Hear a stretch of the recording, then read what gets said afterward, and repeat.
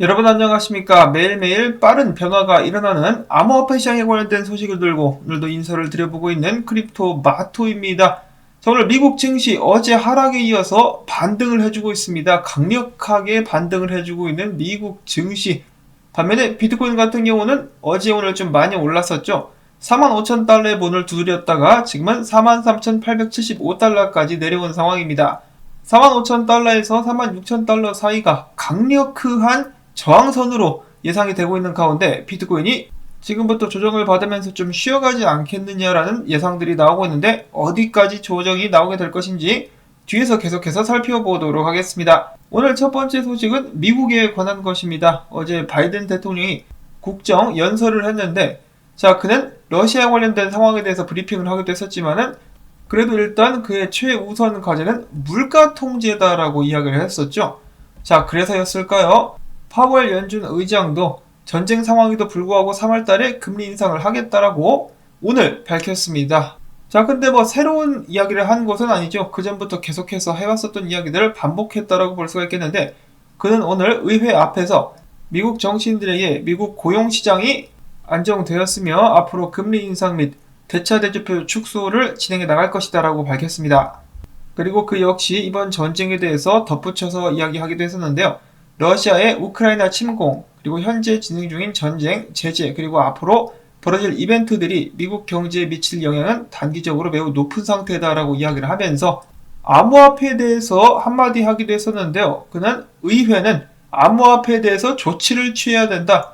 전쟁을 통해서 디지털 통화에 대한 조치가 필요하다는 사실이 강조됐다. 지금의 디지털 화폐는 사실상 투기 도구다. 암호화폐는 투기 도구다라고 이야기를 하면서 암호화폐뿐만 아니라 금까지 싸잡아가지고 까내리기도 했었습니다. 금과 암호화폐가 투기 도구로 사용되고 있다라고 되도 않는 이야기를 하고 있는 것이죠.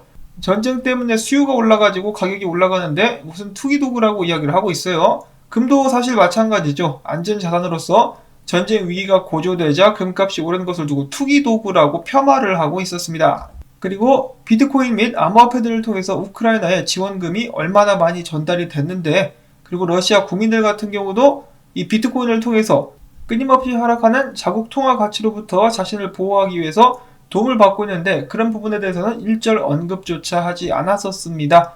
자, 그러자 미국 민주당 상원 의원이죠. 이 굉장히 짜증나는 얼굴을 가지고 있는 엘리자베스 워렌 상원 의원 같은 경우는 미국의 재무장관인 제닛 옐런에게 이거 암호화폐 때문에 제재 효과가 떨어지는 것이 아니냐, 러시아가 제재를 피하는데 암호화폐를 사용하는 것이 아니냐면서 대놓고 다시 한번 비트코인에 대한 적대감을 드러내기도 했었다라고 합니다. 지들은 나라 다 망쳐놓고 암호화폐 타령하고 있어요. 정말 여전히 꼴보기 싫은 인물이라고 볼 수가 있겠습니다. 자, 그런데 오늘 있었던 의회 미팅에서 제롬 파월이 다음과 같은 것을 언급하기도 했었다라고 합니다. 달러 외에도 또 다른 기축통화가 나올 가능성이 있다. 자, 이것을 두고 많은 사람들이 흥분을 하고 있는데 특히 비트코인 투자자들 같은 경우는 비트코인이 달러 외에 또 다른 기축통화가 되는 것이 아니냐라는 기대감을 내비치기도 했었다라고 합니다.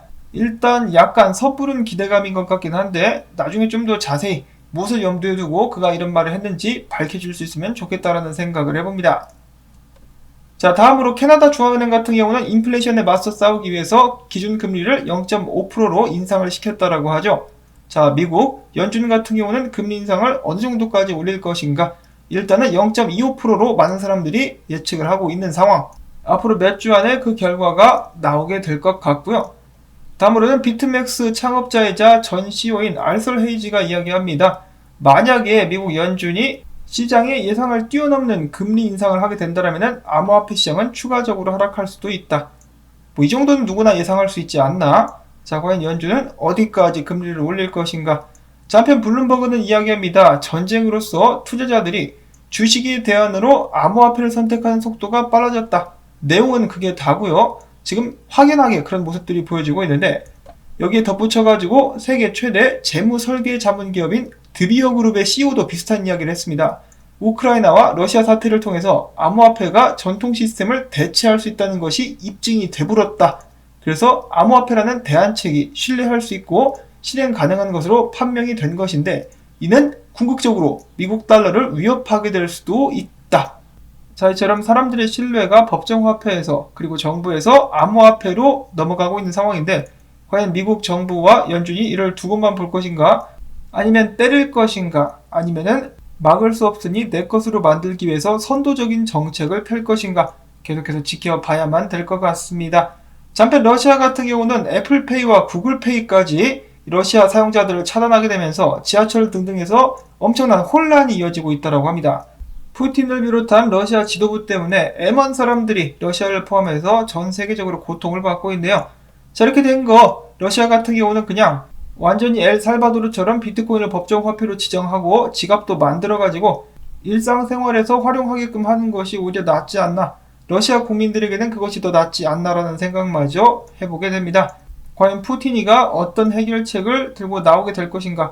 푸틴에 대한 러시아 국민들의 불만도 높아지고 있습니다. 다음으로 유럽으로 넘어갑니다. 유럽 의회에서 얼마 전에 암호화폐 규제 초안을 두고 이 투표를 하려고 했었는데 중단됐었죠. 왜냐? 그 투표 내용에 작업증명, 비트코인 채굴 종목을 금지하는 조항이 있었기 때문인데 이번에 그 작업증명 종목을 금지하는 조항을 규제안에서 삭제를 시켰다라고 합니다. 암호화폐 업계의 승리라고 볼 수가 있겠죠. 해당 내용은 유럽연합 경제통화위원회 스테판 베르거에 의해서 확인이 된 사실이라고 하네요.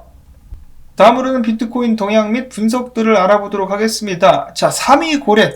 이 굉장히 한동안 유명했었죠. 거의 매일마다 꾸준하게 비트코인을 매입했었던 3위 고래가 최근 비트코인 가격이 꾸준히 오르자 1,500개 정도를 매도한 것으로 보여지고 있다라고 하는데요. 어제 그의 지갑에서 비트코인 1,500개가 빠져나가는 것이 확인이 됐다라고 합니다. 자, 그래도 아직 많이 들고 있습니다. 125,611개나 들고 있습니다. 그렇기 때문에 그가 만약 정말로 여기서 팔았다고 할지라도 이것이 탑 시그널은 아니지 않나, 그가 고점이라고 생각해서 판 것은 아니지 않을까라고 생각을 해볼 수가 있겠고요. 다음으로는 최근 비트코인 가격이 빠르게 상승한 가운데 과거 비트코인을 6만 달러대에서 매입했었던 투자자들 대수가 35,000에서 38,000달러대에서 손절을 이미 친 것으로 확인이 됐다라고 글래스노드는 밝혔습니다. 그 반대로 장투자들은 꾸준히 모아가고 있었던 상황. 존버는 승리한다라는 말이 사람들의 마음속에서 울려 퍼지고 있습니다. 비트코인을 장투로 들어올 거였으면 최소 이 4년 정도는 보고 들어야 된다라고 저도 항상 말씀을 드리는데 돈 잃으신 분들 정말 안타깝습니다. 심심한 사과의 말씀을 내가 사과할 건 아니구나. 자, 아무튼 안타깝다라는 말씀을 전해드리고요. 이어서는 비트코인 분석으로 넘어가도록 하겠습니다. 앞에서 언급드렸다시피 45,000에서 46,000달러대에 어마어마한 저항이 있기 때문에 마이클 반데 포페 분석가 같은 경우는 비트코인이 42,000달러까지 조정을 받게 되지 않겠느냐라고 예측을 하고 있었습니다. 여기까지 일단 내려와서 구간에서 지지받고 재촉적을 거쳐가지고 상승하는 시나리오를 그리고 있었고요. 맥케나라는 분석가도 비슷한 의견입니다. 거의 똑같죠. 똑같은 차트 분석이라고 볼 수가 있겠는데 자, 이처럼 42,000달러대까지 한번 내려올 것 같다라는 분석이 힘을 받는 이유 중에 한 가지는 오랜만에 듣는 그 이름 CME 갭이 그 자리에 또 위치를 하나 하고 있기 때문이라고 합니다. 그래서 41,600달러, 800달러 선까지 해가지고 갭이 있기 때문에 한번 내려서 갭을 메꿔주지 않겠느냐.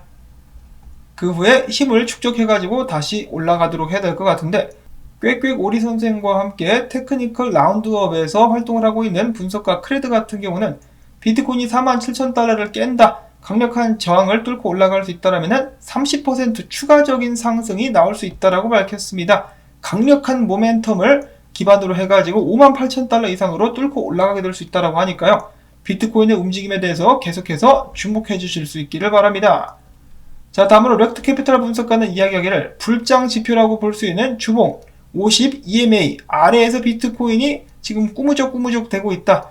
요 놈만 깨고 올라갈 수 있다라면 다음은 22일 주봉 EMA가 목표라고 볼 수가 있겠는데 일단 요 놈을 깨고 올라간다라면 불장 및 상승장은 계속될 수 있다라고 이야기를 하고 있는 것이죠. 자, 비트코인 힘을 좀 내줄 수 있기를 오늘도 바라보고 다음으로는 기타 소식 몇 가지가 있습니다. 크립토닷컴 최근에 크로노스로 리브랜딩을 했는데요. 북미 파생상품 거래소인 나덱스를 인수했다라고 합니다. 이어서는 최근 NFT, 메타버스, P2E 게임까지 여러 분야에서 개발에 열을 올리고 있는 시바이누가 패션 브랜드인 존 리치몬드와 함께 파트너십을 체결하고 NFT를 출시할 예정이다라고 밝혔습니다. 이어서 최근 다시 한번 주목받고 있는 루나 같은 경우는 스테이킹 규모가 어마어마해가지고 이더리움 2.0을 제치고 솔라나에 이어서 2등을 차지하고 있는 상황이다라는 소식이 나왔습니다. 마지막으로 여러분들 기억하실지 모르겠는데 작년에 한국금융위원회에서 바이낸스가 세금을 안 내니까 바이낸스를 차단하겠다라고 엄포를 놨었죠. 근데 사실상 아무것도 안 했다라고 하네요. 바이낸스에 아무렇지도 않게 아무런 제재도 없이 여전히 국내에서는 사용자들이 바이낸스를 이용하고 있었다라고 합니다. 자, 이런 경우 같은 경우는 그들의 무능력함과 무책임함에 감사한다, 고맙다라는 말씀을 드려야 될 것 같네요. 금융위원회 무능력해 주셔서 감사합니다. 이렇게 해서 오늘도 분위기가 나쁘지 않은 가운데 여러분들께 소식들을 전해드릴 수가 있었는데요. 오늘도 마찬가지로 도움이 되셨다면 토마토밭 도와주기 광고 한 편만이라도 마지막까지 재생, 이 광고가 나오는 동안에 팔굽혀펴기 및 스트레칭 여러분들께 부탁을 드리면서 저는 다음에 새로운 소식 가지고 인사를 드리도록 하겠습니다. 안녕히 계십시오.